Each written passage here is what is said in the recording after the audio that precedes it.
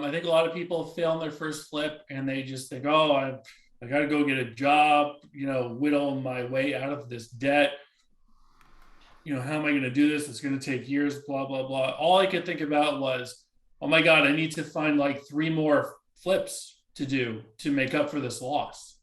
What's going on, guys? Welcome to the Creating Wealth Podcast, where I, Kyle, from Curtin Real Estate, interview local top dogs in the real estate investing, wealth building, and personal finance industries. Let's build together. What's up, guys? This week's exciting guest on the podcast is absolutely awesome. Damon and his company are doing incredible things in the real estate investment industry, in particular, development and new construction custom homes. Damon shares so much value in this episode, from his initial jump into real estate and some huge lessons from one of his first projects, a dive into building custom new construction homes, tips for using other investors' capital, and so much more. There is so much to take in from this episode, and I hope you enjoy. Let's jump right into the episode. What's up, guys? Welcome to episode 89 of the Creating Wealth Podcast. Today, we get the great pleasure of chatting with Damon Amato, an awesome investor located around the Newburyport, Massachusetts market. He is also a co-owner of Down East Residential, an amazing development and building company focused in Boston, the North Shore, and Central Mass. What's going on, Damon? How are you, my friend? How's things going? Dream, brother. Every day. Love to hear it. That is the dream. Yeah, so to kind of jump straight into things, man, tell us a little bit about, your real estate story, how you kind of, found the industry and investing, and tell us your superhero backstory, if you will. Sure. So I actually got my bachelor's degree in athletic training from Northeastern University. Mm-hmm. And still am actually the head athletic trainer at Lowell High School in Lowell, Massachusetts. So I've been doing that for 18 years.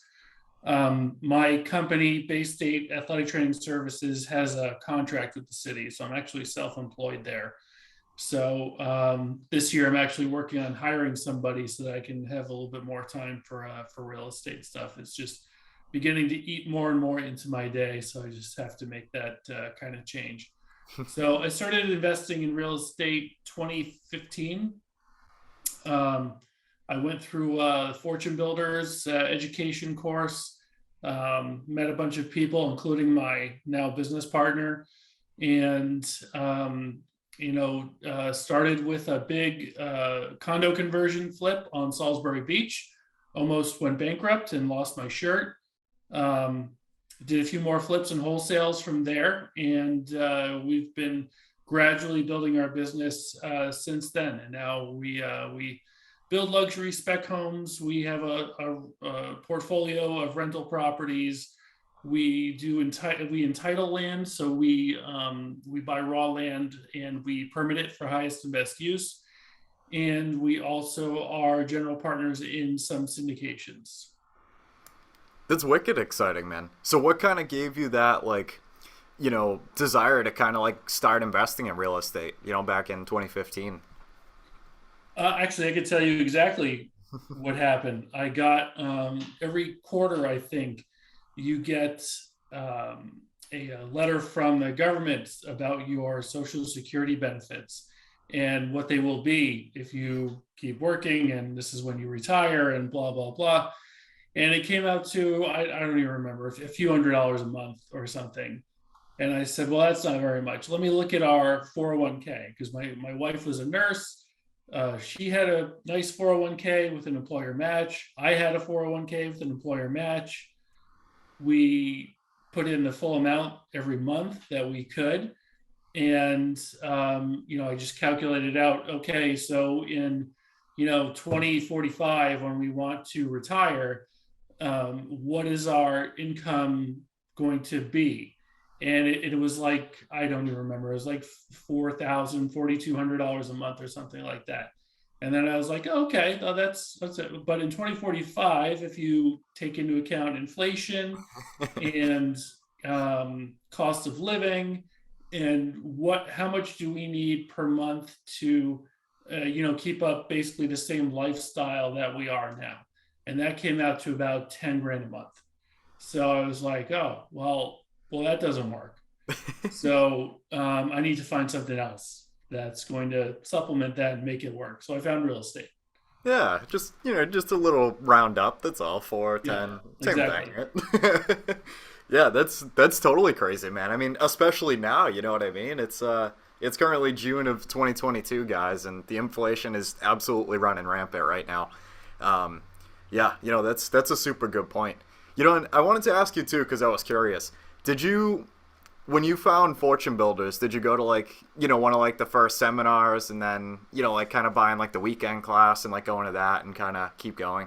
Right. So I heard the ad on the radio. It's, come to this 2-hour information session, which was like a 90-minute spiel from, I have no idea who it was. Just said, this is how it works. You can flip houses with no money of your own. You can be rich. We're going to tell you how to do it. Come to this weekend thing and it will explain all about what we do. And it was like $300 for the weekend. So I said, okay, well, $300, why not? Let's do it. I went with my mom, spent through the whole weekend, and a lot of what they were saying kind of resonated with, I was like, you know what? I could do this. Cause I actually built my house in 2008, not having any idea how to build houses. And it's still here. So I mean, there's that. So, we went through the weekend course. I wanted to, they say we have to interview you to see if you want to be part of our mastery group and join in and pay us $25,000. And I thought, I mean, who doesn't take $25,000 from people who does do they ever turn anybody away? I kind of doubt it. Yeah. But anyway, I joined up and learned. I went through all the courses very quickly. Learned everything I could from there. I went to real estate meetups. And then, like I said, on Facebook, my now business partner actually posted for the first deal that I ever did. And it was a huge mistake. It was a 5-unit condo conversion on Salisbury Beach. It was my first deal, so I had to get a hard money loan. One of the buildings was below the floodplain. And I didn't realize this until about 2 weeks before the closing. So my mortgage payment plus my flood insurance payment for the first 4 months of that project was $33,000 a month.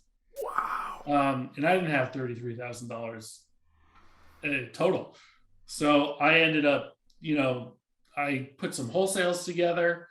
I took draws and I essentially paid the lender back with his own money.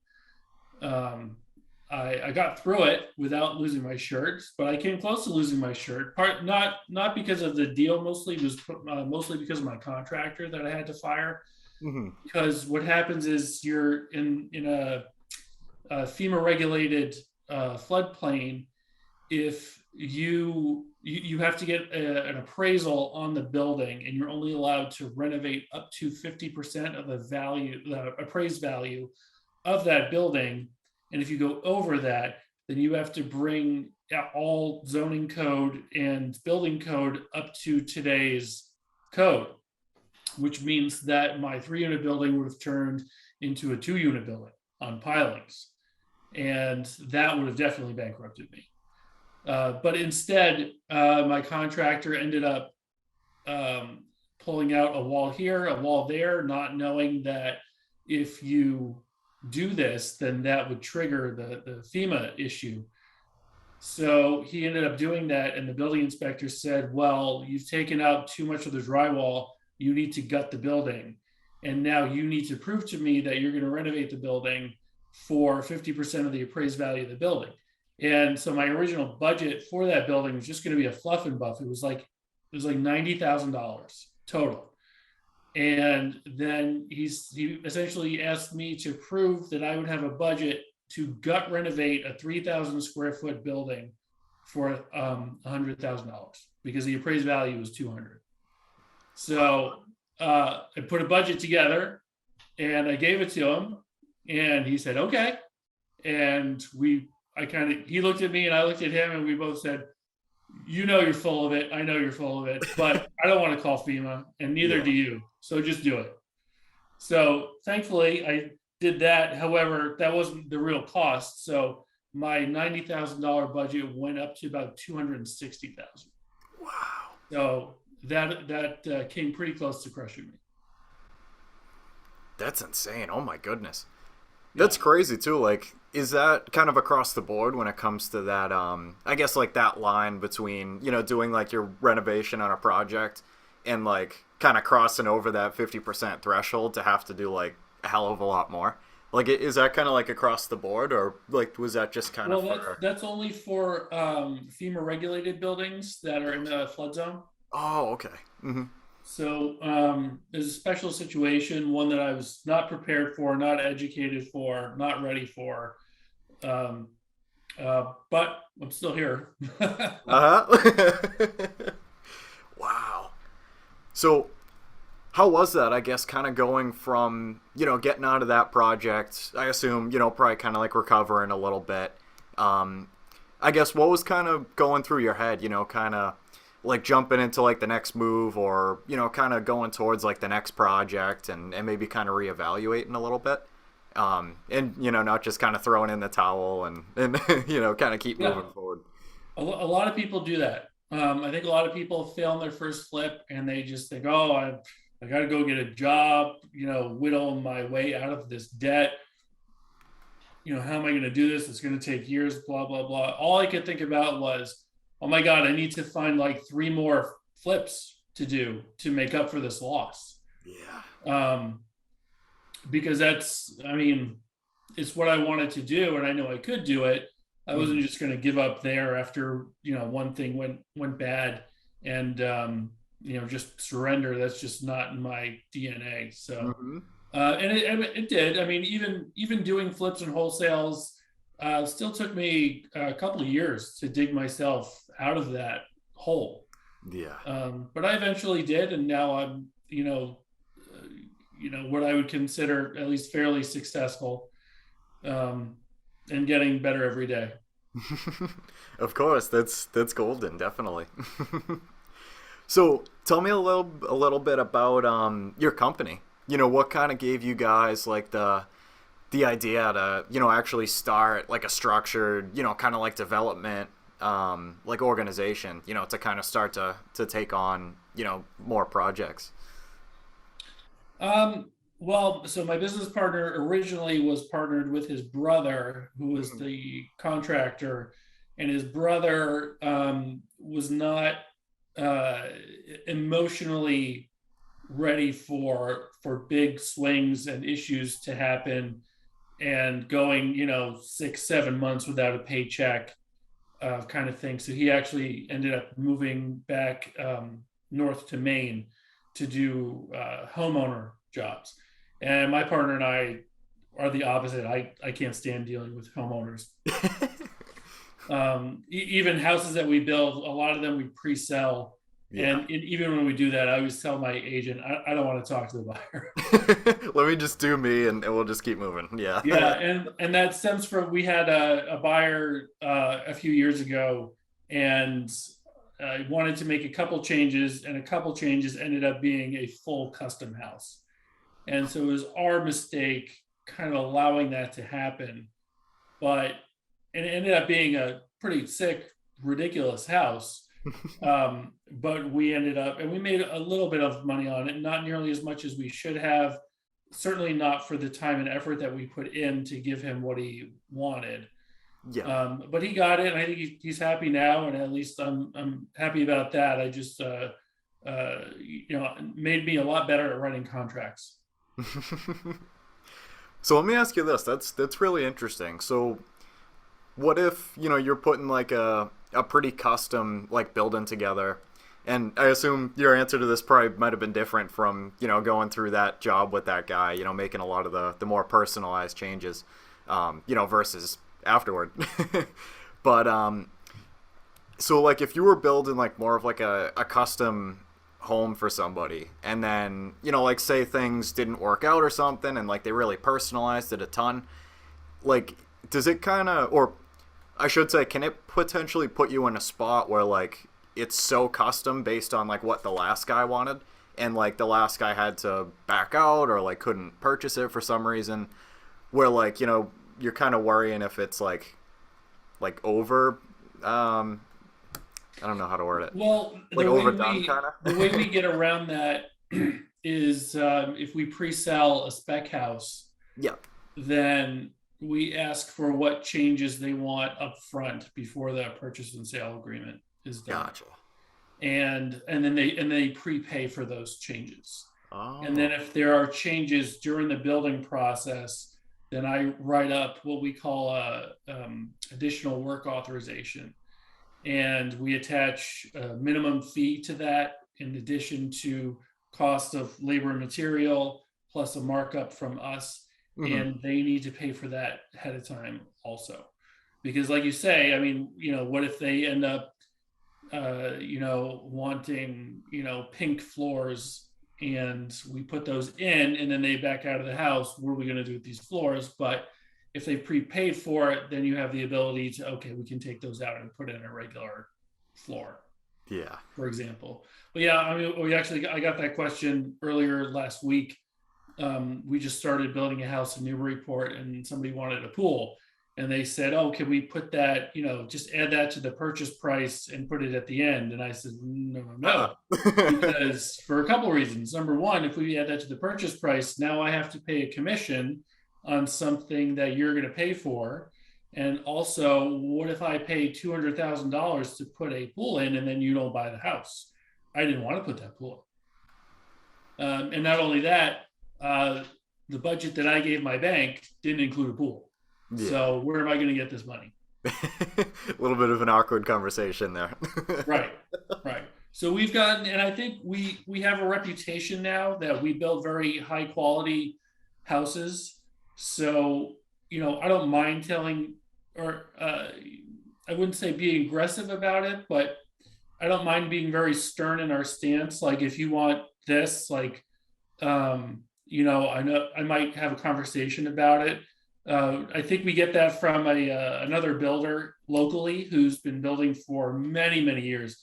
And he is very well known to not be the nicest guy, which is a nice way to put it. But yeah, he's had people come in and tell him, oh, we want to put in, this type of light in here, and that goes with this kind of floor and this painting. And if he doesn't like it, he will just say, no, find somebody else. I'm not building that. Sorry. But he has the reputation for it. In fact, I believe last time I talked to somebody, the first conversation he has with people is that if you're getting a custom house built by him, then you can expect to walk in day one underwater because he is very expensive to build. Interesting. Yeah. And people still do it. Yeah. They don't care because he built some of the nicest houses I've ever seen. Yeah. So some, people just don't care. They want what they want. Mm-hmm. Definitely. So how has it kind of been with like, a lot of the markup and stuff on like the building materials and like a lot of that kind of thing? Like how has that kind of changed, like, I guess margins for you guys, or like, having to wait for materials longer, or how has that kind of like impacted you guys? Yeah, that definitely affects us for sure. In fact, that sort of custom house we built, I ordered his appliances in August of 2020, and the last one I got a month ago. A month ago? Oh my goodness. Yeah. Jesus. Wow. I mean, he wanted high-end niche. I think it was it was like a Gen Air 5-in-1 speed oven. It was a kind of a rare piece, but still, yeah, that took a while. Yeah. So that certainly hurts a little bit, especially for a spec house, because you have a set budget and you can't change it. It Yeah. actually makes it a little bit easier if we were doing a custom house for somebody, because we do our um, our payment structures is different for those. We generally will do cost plus with either a management fee or a percentage. Um, or well, that's basically how we do it with custom houses. So that Mhm. if material costs rise or they change their mind on what they're buying, it doesn't matter, because that's not affecting how much money we're making on it very much. Yeah. That makes a lot of sense. So, just out of curiosity, when it comes to building like a new construction, like is that like do you typically use like hard money for that, or with like the construction draws and stuff like that, or does it kind of vary? Um, we actually used to have a hard money lending company. Well, we still technically do. I just don't do it very often, Yeah. only because it tends to be not totally worth our time. So, which is fine. There's I when we were doing it, I got to know all the other good hard money lenders in New England. So I know all the guys at like Renovo and Crowd Lending and a bunch of others. So I know all those guys. I know the industry very well. We haven't had to use hard money for ourselves in maybe 3 or 4 years. So we get traditional financing Mm-hmm. or from banks, and then we tend to get a private investor to fund the down payment and fronting costs. And we do that for a couple of reasons. Like, could we put our own down payment down? We could, but we could only do that for one, maybe two builds at a time. Yeah. For example, the house we're building now, we had to buy the lot for 450,000, and it's going to cost about 750 to build the house. More than that, actually, more like 850 to build the house. Wow. So, the down payment for that is over a couple hundred grand. So, could we use our own money and do one, maybe two houses a year? Or could we get some private investors to fund those? And now we can do five, six, Yeah. maybe even more. All depends. And the other reason too is because we've had a couple of private lenders who are with us for more than a decade at this point. And these are guys we literally, I don't even have to do paperwork with them. I just keep an Excel sheet of their loans, Mm-hmm. and I basically just text them to say I need this much. I need 200 grand in the next 2 weeks. Here's the account to wire it to, and we do that. But if you start using your own money instead of theirs, they keep saying, when is the next deal? Where are you putting all my money? I need my money to work. Yeah. If you don't do that, they might find another place for it. So that's the biggest reason why. Sure, does it cost us more? Yeah, a little bit, but our deals still pencil fine without a problem. Yeah. It makes a lot of sense too. I mean, to your point of, kind of having that dynamic between, keeping as much liquidity as you can to, like you said, have like multiple projects going on at a time instead of having like, all your capital tied up in one, two, whatever the case may be. And also, having that really, really strong relationship with that, private lender and, make him happy, make you guys happy, like spread out a lot more projects and like everybody's hunky dory. It Right. makes a lot of sense. Yeah. Wow. And we do the same thing with our rental portfolio too. Yeah. So we'll bring in, because we do use the Burr method to stabilize rentals. So we'll have them put their money in for down payment. They'll get a percentage of the net profit while it's being stabilized. And then once we've done a cash out refi and they've got all their capital back, then their equity drops down. So we usually do like a 70-30 partnership while it's being stabilized. And so we have the 70, but whatever cash we make, we actually pay down their principal to make it easier to do the cash out refi, a year, 18 months later, get them paid off, and then their equity goes down to 10% forever.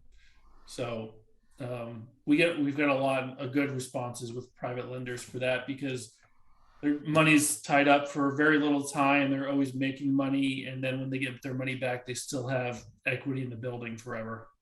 That's huge. That's a really cool way to structure it. Yeah. Wow. So with tell me a little bit about kind of like the first time that you used partners. Like, what were you kind of feeling? Like, were you kind of like a little sketched out to like, have other people's money on the line, or like, were you ready? Like, all right, let's take this thing down together. Like, a little bit of both. I think at the outset, if you just always consider your investors' money your own money, then that makes it a lot easier. Gotcha. If I wouldn't put my money in this, why am I putting your money in this? That doesn't make any sense. Yeah. If something goes wrong and your money is at risk, I have to treat it as if my money is at risk. And that's really how you have to think about it. Yeah. Because even, we've had, a project here or there where we had like a second position lender and many things went wrong, and they got all their principal back and they got about half their interest back. And what we did was, I think we owed them like $2,500 of interest. And we just said, okay, well, we're just going to attach that as a mortgage to this other project here. And when that sells, then you'll get your $2,500 back. And that's why we have a great relationship with our private lenders, because they know even if something goes wrong, you're still going to be made whole eventually. Definitely. And I think they really do appreciate that they really do understand that we treat their money as if it was our money. Mm-hmm. Yeah, it sounds absolutely huge. And then I assume, if they're happy, like, kind of knowing that, their capital's always going to be there, like, is it, I guess, like a lot less of an ask, like if like they would be interested in the next project and the next project, and they're like, hey, you want to just, Yeah. I mean, a lot of our guys just are always looking to keep their money with us. Yeah. And two of them actually, when I tell them, oh, you're getting your money back, and the response I always get is like, what are you talking about? I don't want my money back. Put it in something else. They just always want that money working. So we always have not only multiple deals, but multiple types of deals to put their money in, so that we can, kind of diversify it in that way. That's cool. What if you had to pick a favorite, like what's kind of like your favorite kind of deal to do? Like a new construction, or like a development, or like wholesale flip? If you had to pick one. maybe it's a dumb answer, but whichever one makes the most money, I guess. Yeah, I feel it. Or builds the most wealth potentially. Mm-hmm. So, I mean,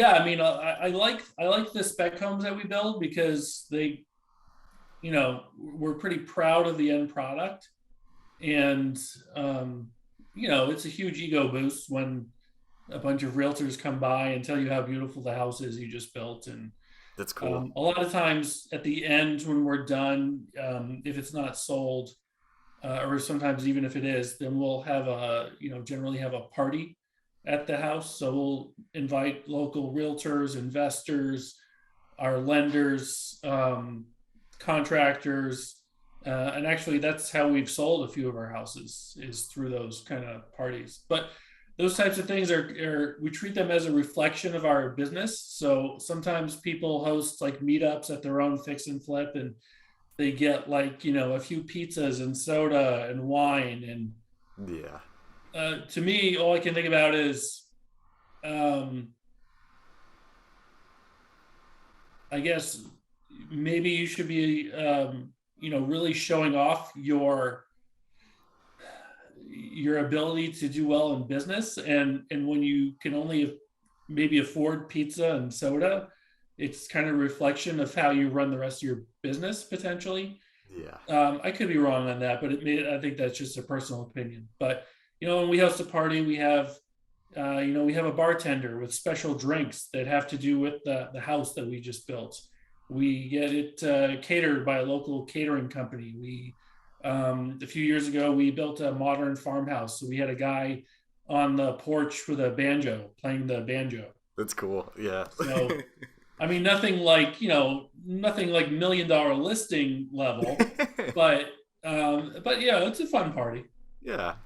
And that's really cool too. I totally understand what you said, about, just kind of like how you wanted to, I guess, like structure something like that, and just kind of show off like, a job well done, and like, still go to like, the nines, just to kind of show people like values, I guess you could say, like, this is how we like this, or yeah, I don't even know how to word it, but like this is like a core value to us, that like, everything's like, straightforward and like elegant, and like this is the kind of vibe that we're going for, and like just to kind of, carry it through like all the way to the end. And that's the coolest thing in the world too, like, like you said, like with the farmhouse, like to just have like a theme, like a guy playing a banjo, like Right. that's wicked cool, that's fun, like. Yeah, I think people enjoy it. It doesn't happen very much around us, but again, I think it's if people see, I think some people do really see, wow, look at how they went the extra mile just for this event. That must be how this house is. Yeah. And I think that's true. Yeah. Yeah, 100%. And it sounds pretty cool too, just to be able to have like the lenders there and like agents there, and like, all the people that kind of made this thing happen, and be like, hey, look, like we built this, like, you guys gave us the financing, you guys built it, like you guys are going to list it. Like, that's cool. Everybody kind of gets to share the moment together, I guess. Right. Yeah. That's cool. So, Damon, let me ask you, how do you define wealth?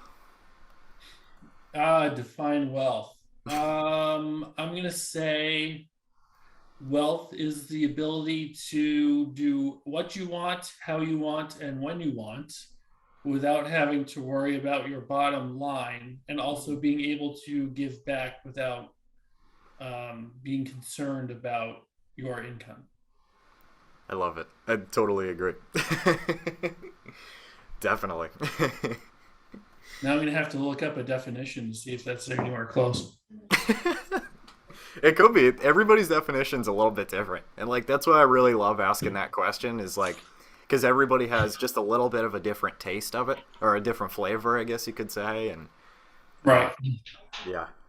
I wanted to ask you earlier, actually. I totally forgot. So what's kind of like your drive and like your vision for the long term, for like the business, for, like your investing side, everything, I guess.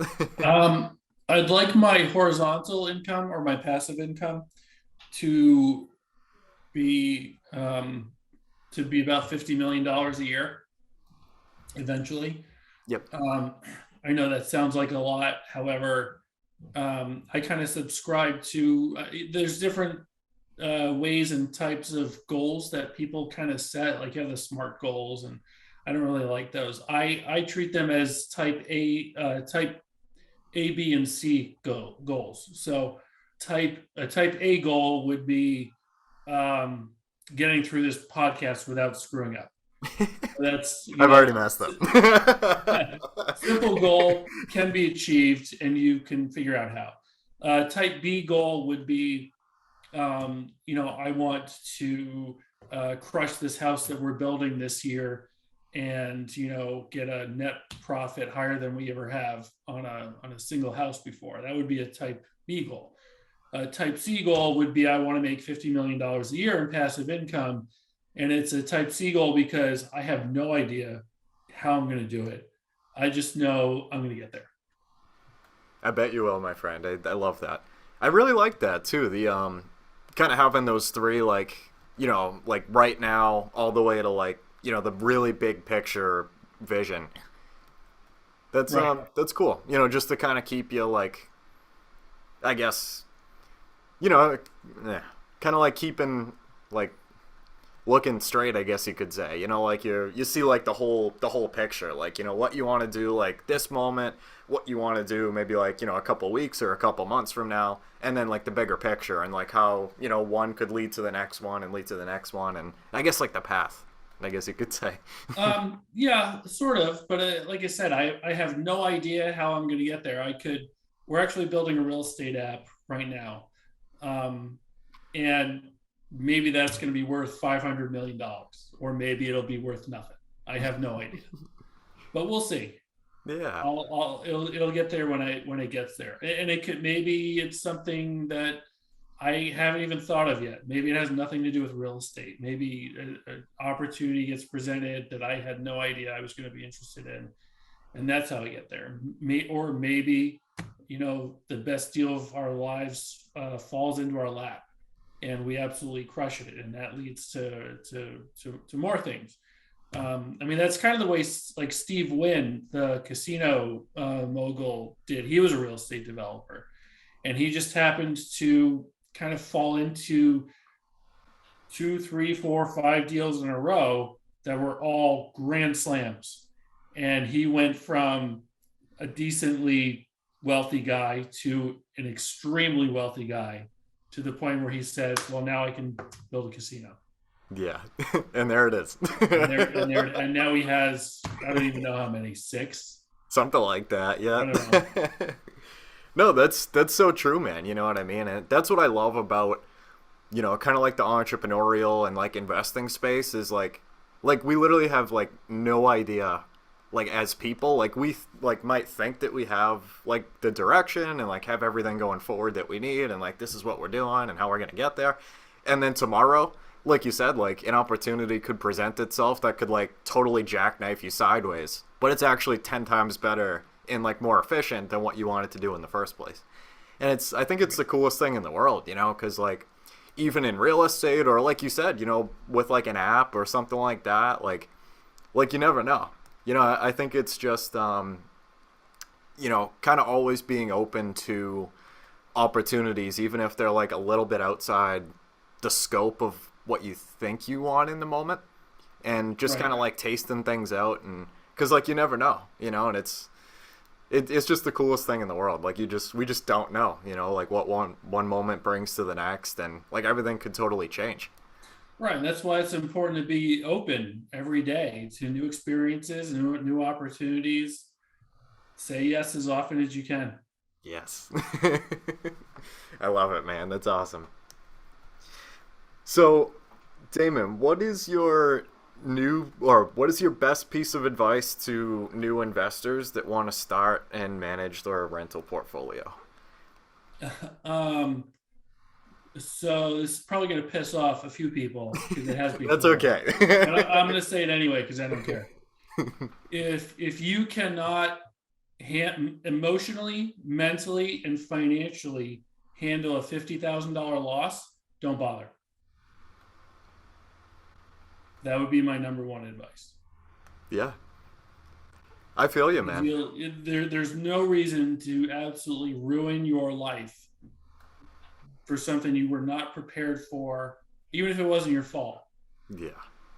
But if you can't handle it, don't do it. Yeah. No, honestly, I really, really like that, you know, because like I feel like even, do you think it kind of comes with time? Like, and like kind of being in, I mean, maybe not like, you know, 50,000 like right off the bat, or kind of, you know. Sometimes. There are some investors I know who have been doing this for 30 years and they're still not very good at it. And there's some guys who've only been doing this a few years and they're doing way better than I am. And whether that was because they got a little bit lucky, they're just a little bit better. Maybe they started with a little bit more money or more education. Maybe some of each. But yeah, a lot of people ask me, oh, like, you know, should I be looking at this or doing that? Or they're always looking for like that positive, like boost me up. This is how I'm going to get into it. Yeah. And then I just kind of like shoot them right down by saying something like that. But I would call that tough love. Yeah. Because it is absolutely true. And the worst thing in the world, I hate to see people who, you know, are they're teachers at a high school, and they just decide they want to start flipping houses, and then they lose their shirt on one, and it ruins their life because they weren't prepared for it. And I just like the stock market or cryptocurrency, don't put up any money in it if you can't bother to lose every single penny of it. Yep. You're totally right, man. No, I feel like there's, that's a really important lesson. And especially, not to go on a tangent here, but that's kind of the reason why I'm not too into crypto. It's like I don't know. It's like, to me personally, it's just my personal opinion, guys. I don't know. I have a hard time kind of getting behind it, I guess you could say. I understand the concept and how it's being implemented in different environments and different businesses and that type of thing. But I don't know. I have a hard time when I can't actually look at some of the actual data. Yeah, I mean, I feel like at least with the stock market, you can look at past performance and price to earnings ratios and dividend history. You can do a little bit of actual analytical homework on it. But I don't know. I just that's the thing that people aren't gonna like that I said. I can't really get behind it. I can't totally disagree. I have a little bit of crypto. I know very, very little about crypto. I basically have two friends who know a decent amount about it, and I just ask them what I should do, and I just do a little bit. I don't blame you. So. Yeah. No, you're totally right though. You know what I mean? It's not I mean, just investing in general, especially if it's, like you said, like a flip or, using a lot of leverage in some way, shape, or form. If you're not ready to potentially lose that entire thing and over leverage yourself to try and, get a vision that may or may not happen on the first time around, then I think it should definitely be a really big decision on, if that's something that would be wise for you to do. Right.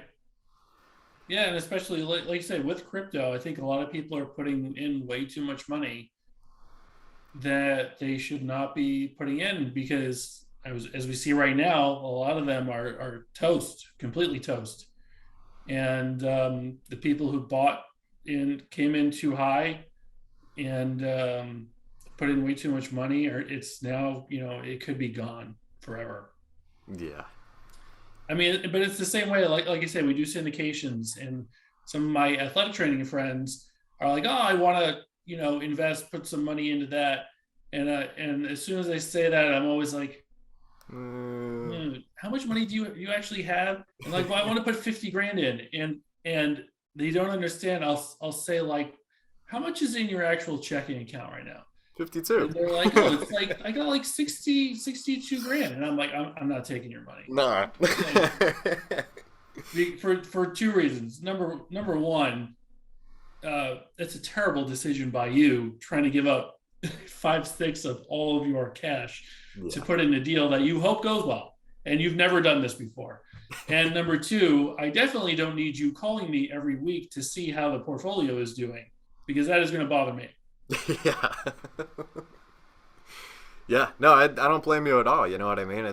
I feel like the picture that's often painted across, a lot of these kind of asset classes is you just put money in and it just brings it back to you. Everything's guaranteed, everything's hunky-dory. The more you put in, the more you get back. You don't have to do any work, depending on what it is, of course, but it's not like that. I mean, there could be a high probability that things could go well depending on what you choose and, experience and that type of thing. But nothing's ever guaranteed, and yeah, exactly. And, we've had deals where we thought we were going to make $300,000 and we ended up making 10. Yeah. You just never know. You just don't know. I mean, I mean that one, literally everything went wrong. I mean, we had to fire at least 10 contractors. It went 3 times as long as it should have. And time kills all deals when you're leveraged. Yeah, definitely. So, man, I got one more question for you. The question is, do you read? And what is your favorite business, investing, or real estate book that you would recommend to anyone? Or like podcasts or anything you consume. Put it that way. So do I read? I guess yes. I do actually have some pretty bad ADD, so I have a lot of trouble with it.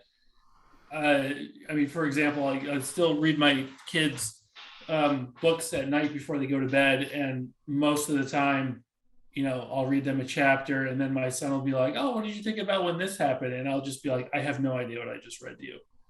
Yeah. And that happens to me pretty often. I have a real struggle. So I would say, so far, probably my favorite book is Think and Grow Rich. Nice. But I've been trying to read that for about 5 months now. I think I'm on page 40.